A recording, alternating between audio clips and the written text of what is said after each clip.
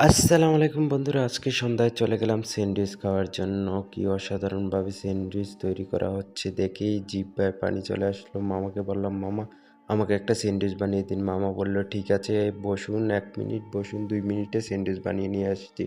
তারপর মামা একটা রুটি নিল, রুটির মধ্যে মাংসের সাথে সালাদ মিক্স করে আলুর চিপস সাথে দিয়ে রোল করে ওভেনের মধ্যে রোলটা দিয়ে দিল গরম হওয়ার জন্য। তারপর আমি 5 মিনিট বসে আছি। মামাকে বললাম, কি হলো মামা, 2 মিনিটের জায়গায় 5 মিনিট হয়ে গেল। মামা বলল, এখনই নিয়ে আসছি। তারপর নিয়ে আসলো, পেপারে মুড়িয়ে নিয়ে আসলো। খুব গরম, গরমের জন্য হাত দেওয়াই যাচ্ছে না। তারপরও কি করার, অনেক খিদা লেগে আছে।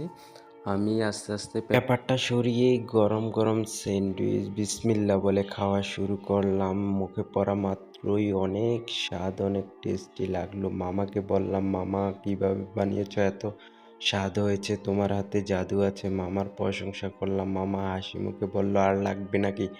বললাম, না একটাই যথেষ্ট। মামা হাসি মুখে বলল, তোমাকে অনেক ধন্যবাদ আমার প্রশংসা করার জন্য।